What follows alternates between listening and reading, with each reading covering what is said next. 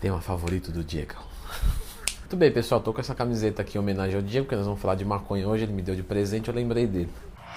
Maconha e musculação, afinal de contas, diminui a testosterona, causa ginecomastia, piora os resultados ou melhora a concentração e o foco para você treinar? Caramba, como vocês me perguntam sobre o THC ou a maconha em associação à atividade física, então vamos abordar sobre isso.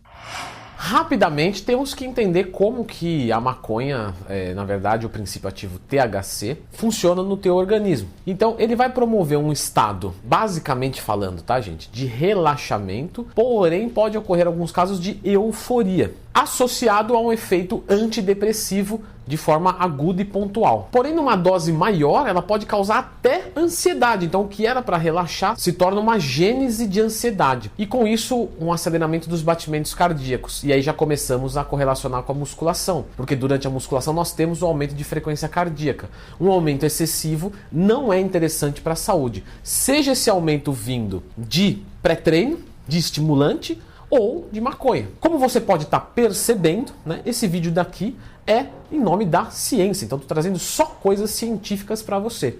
Em nome disso, peço o seu gostei, se estiver gostando, se inscreva no canal, isso é muito importante para a gente que produz o conteúdo, a gente fica muito feliz com isso. E é incrível como os meus alunos perguntam direto sobre maconha e musculação, né, e sempre respondo com o que vou responder nesse vídeo, né. Então, se você quiser ser o meu aluno, leandrotwin.com.br. Muito obrigado pelo prestígio e pela confiança. Bom, para você conseguir o THC, uma maneira é fumar a maconha, o que automaticamente coloca uma fumaça para dentro do organismo, né, nos pulmões, e isso pode destruir os seus cílios. Né? O que são os cílios? É aqui os cílios? Eu não fumo pelo olho. Ah, não me diga. Não, quando você fala de um tecido ciliado, né, ele é dessa maneira assim. Porque veja só, se eu tenho um tecido reto, eu tenho uma área de contato de 10 centímetros para absorção. Se eu pego esse tecido e faço isso aqui, nos mesmos 10 centímetros eu tenho 30 centímetros de área de contato. E isso melhora a absorção. Esse é o princípio do tecido ciliado. E como essa fumaça vem quente, ela queima esse tecido. E isso vai piorando o aproveitamento do que o organismo quer com aquele tecido específico. Por isso que o fumo frequente causa uma diminuição do mesmo. Então, nesse caso, é algo que não é bem-vindo, seja para a saúde quanto para resultados estéticos. Temos que lembrar que, veja só, tô rindo, por que tô rindo? Não fiz o uso. Que tem uma relação com a memória.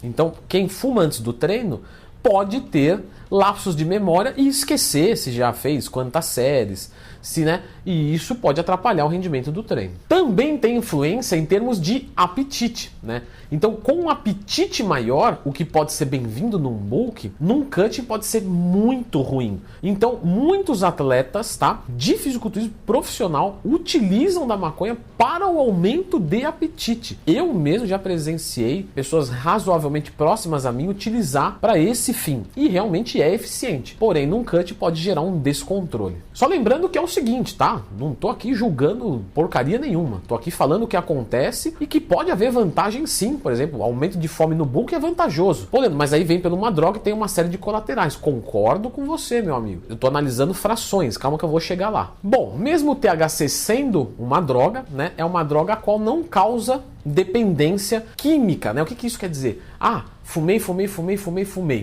Passou 3 dias sem fumar, começa a ter tremedeira, vertigens, né? Que são coisas que acontecem com outras drogas. Não, na maconha isso não acontece. A dependência que ela cria é uma dependência psicológica. Assim como dos esteroides anabolizantes. Quando alguém para de tomar esteroide anabolizante, não fica, mas, né, pode sentir falta porque acostumou com o efeito, né? Porque o efeito é legal e tudo que é legal, tudo que é bom, você sente falta. Ah, Leandro, maconha é bom? Então, a gente está discutindo efeito agudo. Esteroide anabolizante de efeito agudo é bom ou ruim? É bom, todo mundo quer ganhar massa muscular e força mais rápida. Porém, isso tem um custo à saúde, isso tem implicações e aí se torna inviável. Mesma coisa para maconha. Se droga fosse ruim, ninguém usava. O que o pessoal evita de usar é porque há colaterais. Vamos falar um pouquinho agora sobre doping. No geral, a maioria dos esportes tem uma grande tolerância à maconha em relação a doping. O que isso quer dizer? Quer dizer que a utilização não caracteriza doping a ponto de ter o atleta desclassificado de forma bem acentuada. Porém, sim, se for detectado, o atleta cai no doping e não é legal. Leandro, tá ficando confuso o discurso. Será que tem alguma intervenção de THC no seu... Não, vou explicar. Nas Olimpíadas do Rio de Janeiro, 2016, né, a federação começou a aplicar uma norma um pouco mais frouxa, né?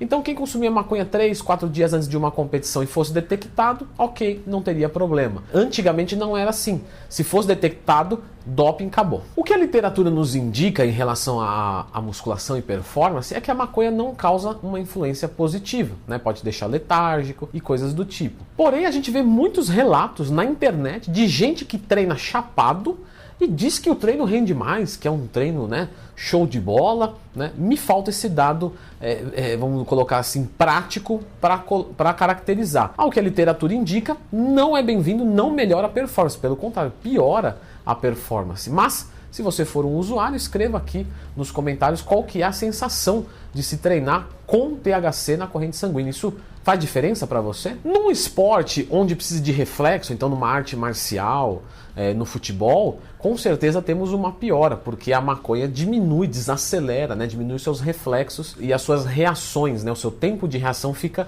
diferente. Então, uma perda de performance. Ainda nesse esporte, temos alguns indícios de que a maconha dificulta a comunicação neuromuscular, né? Então, o impulso que sai do cérebro para o músculo tem um lapso. Também diminui a coordenação motora. Então, se você trazer isso para a musculação, isso realmente pode influenciar negativamente. Fazendo mal para o seu pulmão, claro, diminuímos performance, porque justamente essa troca gasosa é fundamental para o seu desempenho. Então, temos mais um ponto negativo para a maconha. Atletas de alta performance, às vezes podem usar vamos colocar assim, substâncias que melhoram a performance do seu treino, simpaticomiméticas, ou seja, que vai estimular a adrenalina e noradrenalina, catecolaminas, que vão mimetizar o sistema nervoso simpático, autônomo simpático, que aumenta o seu estado de luta ou fuga. Depois do treinamento, eles querem desligar, né? Então fazem uso de Potenai, de pré-treino, de cafeína em doses gigantes, e depois do treino não conseguem desligar. E aí fumam maconha. Então tomam um para ligar e outro para desligar. Novamente falando, não tô aqui julgando. Estou colocando o que acontece. Você não sabia disso? Pois é, meu amigo, tem muita coisa que você não sabe porque talvez você não está inserido no meio. Eu que estou inserido no meio há mais tempo, né, vejo bastante disso. Então alguns atletas utilizam a maconha para essa finalidade. A maconha também tem uma associação com diminuição de dores musculares. Então, alguns atletas que às vezes fazem a utilização de anabolizante, isso inflama, ou treinam muito pesado, buscando um alívio, fazem uso do THC. Afinal de contas, Leandro Twin, a maconha diminui a testosterona, aumenta o estradiol, pode causar ginecomastia. Eu li na internet isso. Pessoal, algumas coisas são muito pontuais, né? Então temos que tomar cuidado com isso. É fato de que durante o uso da maconha em usuários esporádicos, ou seja, aquele cara que usa uma vez, dali 15 dias usa de novo, ele tem um aumento de cortisol momentâneo, né? E uma diminuição de testosterona e um aumento de estradiol. Então você vai dizer, atrapalha. Então, mas é pontual. Então, durante o uso ali, durante aquelas horas, a gente tem esse quadro e depois vem se normalizando. E em usuários frequentes, isso já não se parece acontecer, pelo menos em nível impactante. Então, maconha diminui testosterona num nível que vai prejudicar o nosso resultado? Não. Ela aumenta o estradiol a ponto de criar uma ginecomastia? Não. Ah, Leandro, mas eu não conheci alguém que fumava maconha e teve ginecomastia. Pois é, já estava na beira do buraco e tomou um empurrão, foi o que aconteceu. Temos um estudo de 1984, né, que é um pouquinho controverso, o pessoal não gosta muito dele, onde teve uma relação do THC com a diminuição do GNRH do hipotálamo, que é um sinalizador que ativa o hormônio luteizante, o LH, que é um sinalizador para a testosterona. Esse teste de 1984 foi realizado só em animais. Então, o pessoal fala assim, mas em animal é uma coisa, em ser humano é outra. Pode ser que tenha a ver diminuição do LH e diminuição da testosterona, mas uma literatura atual com uso em humanos seria um fator determinante para a gente caracterizar se sim ou que não. Por enquanto, há indícios. Temos um exame na década de 70, né, que foi verificado a testosterona dos indivíduos. E por incrível que pareça, os fumantes tiveram uma testosterona de mais ou menos 400 a 500 nanogramas por decilitro, e os não fumantes tiveram de 700 a 750 nanogramas por decilitro. Porém, a gente sabe que a testosterona não é fabricada unicamente, ou deixada de fabricar, unicamente por causa da maconha ou de algum fator isolado. E esse que é a dificuldade. Será que todos esses indivíduos estavam nas mesmas circunstâncias, ingerindo as mesmas quantidades de gordura, mesma predisposição genética, enfim. Então, essas coisas que tornam difícil a gente ter certeza, tá? Mas estou aqui apresentando os estudos que há para você. Em 1974, teve um outro exame, né? Veja só, aí começamos a ter contradições, que foram pegos homens de 21 a 26 anos, tá? E esse estudo foi de Harvard, uma faculdade com bom conceito, coisa leve assim, besteira, né? E foi colocado para eles fumarem bastante maconha durante os 21 dias. E foi medida a testosterona deles e não houve diferença significativa. O mais importante para a gente de fato é saber sobre a testosterona. E não há conclusões realmente acentuadas de que causa uma diminuição. Realmente no uso agudo e observado de forma aguda teve uma diminuição de testosterona, mas isso não parece se sustentar por um uso constante e jogar testosterona lá no seu pé. Níveis de estradiol, idem, eles subiram um pouquinho, mas isso foi observado em ratos, então carece confirmações para seres humanos. Temos uma influência ruim também do GH, mas assim como na testosterona, de forma aguda e pontual. Então o que podemos concluir da maconha?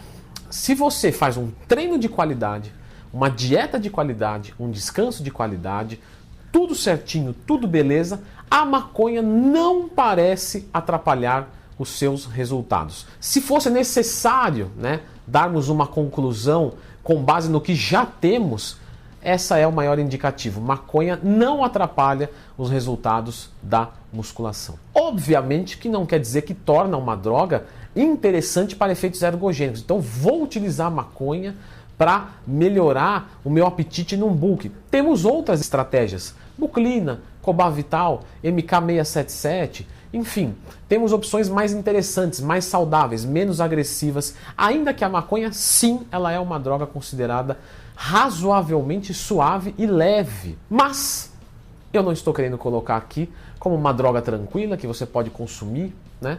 Também não vou vir aqui tentar te higienizar, né? Não consuma, você que é usuário, pare.